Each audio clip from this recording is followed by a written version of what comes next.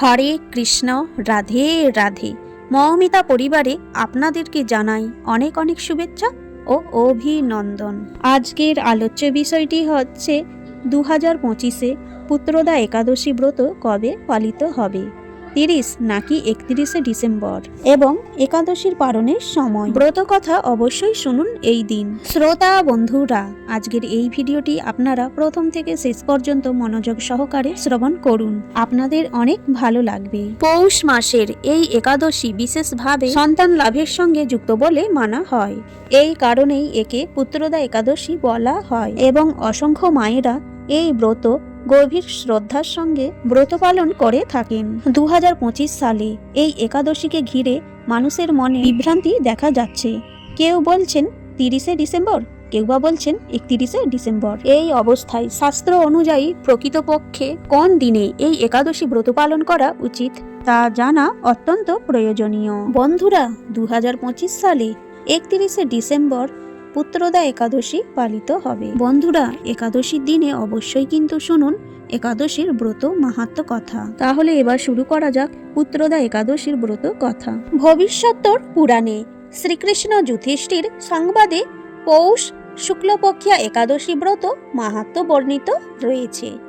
মহারাজ যুধিষ্ঠিরকে ভগবান শ্রীকৃষ্ণ বললেন, এই একাদশীর নাম পুত্রদা একাদশী। এই ব্রত পালনে জীবের সকল পাপ বিনষ্ট হয়, মনুষ্য বিদ্বান ও যশস্বী হয়ে থাকে। এর মাহাত্ম্য বলছি, শ্রবণ করো। পুরাকালে ভদ্রাবতী নামে এক সুপ্রসিদ্ধ নগরী ছিল। তথায় সুকেতুমান নামে এক নৃপতি বাস করতেন। শৈবা নামে তার এক রানী ছিলেন। রাজা ও রানী নিঃসন্তান অবস্থায় বড় দুঃখে দিন কাটাচ্ছিলেন। এমনকি তাদের তর্পণ জল পিতৃপুরুষদের নিকট উষ্ণবোধ হতো। পিতৃপুরুষগণ ভাবতেন, বংশে কোনো পুত্র সন্তান না থাকায় ভবিষ্যতে আমাদের উদ্দেশ্যে তর্পণ জল দেওয়ার কেউ থাকবে না। পিতৃপুরুষদের এই দুঃখ বার্তা রাজা জানতে পেরে আরও শোকাকুল হয়ে পড়লেন। রাজার নিকটতম আত্মীয় স্বজন বন্ধু বান্ধব কারো কথা তার মোটেই পছন্দ হতো না। নিরাশার মধ্যে রাজা ভাবতেন, গৃহে যদি পুত্রহীন হলে তার মনুষ্য জীবন বৃথা। পুত্র বিনা ঋণত্রয়ের হাত থেকে মুক্ত হওয়ার অন্য পথ নেই। সুতরাং অপুত্রস্য গতি নাস্তি। ভগবত ভক্তি ও পূর্বজন্মের স্বীকৃতি না হলে বিদ্যা, ধন ও পুত্রলাভ কি করে সম্ভব? এইরূপ চিন্তা করে রাজা একদিন ঘোড়ায় চড়ে মনের দুঃখে বনে চলে গেলেন। গভীর বনে প্রবেশ করে কোনো এক বৃক্ষ নিম্নে বিশ্রাম করতে করতে বাঘ, ভাল্লুক, শিয়াল, সিংহ, হরিণ, হাতি, নেকড়ে, বন্য শূকর ছাড়া বিভিন্ন প্রকার পক্ষীর শব্দ শুনতে পেলেন। সেই তাল, বেল, শাল, সেগুন, মেহগনি, বট, অশ্বত্থ প্রভৃতি বৃক্ষরাজি দেখে মনে মনে চিন্তা করলেন, আমি আমার প্রজাদের নিজ সন্তানতুল্য স্নেহ করি। ব্রাহ্মণ, সাধু, মুনি, ঋষিদের শ্রদ্ধা করি। তাদের আদেশ ও নির্দেশানুসারে যাগ, যজ্ঞ, দান, ধর্মাদিও যথেষ্ট করেছি। কিন্তু কেন মনে আমি এত কষ্ট পাচ্ছি? রাজা অস্থির চিত্তে ইতস্তত ঘোড়ার পিঠে আরোহণপূর্বক পরিভ্রমণ করতে করতে হঠাৎ এক সরোবরের তীরে পৌঁছলেন। তথায় চক্রবাক, হংস, বক, সারস, পানকৌড়ি প্রভৃতি জলচর পক্ষী সরোবরস্থিত নীল উৎপল, শ্বেত উৎপল, রক্ত উৎপল ও কুমুদ পুষ্পাদি দর্শন করে পরম শান্তি লাভ করলেন। সরোবরের তীরে ধ্যানস্থ মুনি ঋষিদের দর্শন করে ঘোড়ার পিঠ থেকে নেমে হাত জোড় করে প্রণাম জানালেন। পরে প্রত্যেককেই আলাদাভাবে প্রণাম করলেন। দণ্ডায়মান রাজার অভিবাদনে সকল মুনিগণ সন্তুষ্ট হয়ে আশীর্বাদ করে বললেন, হে রাজন, আপনার কি ইচ্ছা ব্যক্ত করুন। রাজা বললেন, আপনারা কে?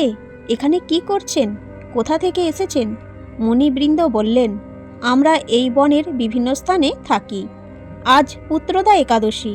এই সরোবরে স্নান করে কীর্তসংকল্প হয়ে উপবাস সহকারে এই ব্রত পালন করছি। এই একাদশী ব্রত পালন করলে অপুত্রকেরও পুত্রলাভ হয়। রাজা বললেন, আমি পুত্রলাভের জন্য বহু যজ্ঞ করে অদ্যাপিও কোনো পুত্র পাই নাই। তাহলে আমিও এই একাদশী ব্রত পালন করব। সেই দিন তথায় একাদশী ব্রত পালন করে দ্বাদশীর পারণ অন্তে রাজা গৃহে ফিরলেন। মুনিদের আশীর্বাদে একাদশী ব্রত উদযাপনে অপুত্রক রাজার মহাতেজ সম্পূর্ণ এক পুত্রের জন্ম হল। পরম সুখে রাজ্য ভোগ করতে লাগলেন। পিতৃপুরুষগণ পরম সন্তুষ্ট চিত্তে স্বর্গে নৃত্য করতে লাগলেন। ভগবান শ্রীকৃষ্ণ মহারাজ যুধিষ্ঠিরকে বললেন, হে মহারাজ, এই ব্রত পালনে অপুত্রকেরও পুত্র হয়।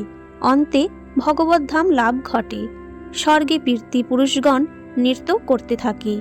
সুতরাং নরমাত্রেই এই পুত্রদা একাদশী অবশ্যই পালনীয়। জয় শ্রী কৃষ্ণ। এখানেই একাদশী মাহাত্ম্য পাঠ শেষ করলাম। এইবারে জেনে নেওয়া যাক একাদশীর পরের দিন পালনের সময়।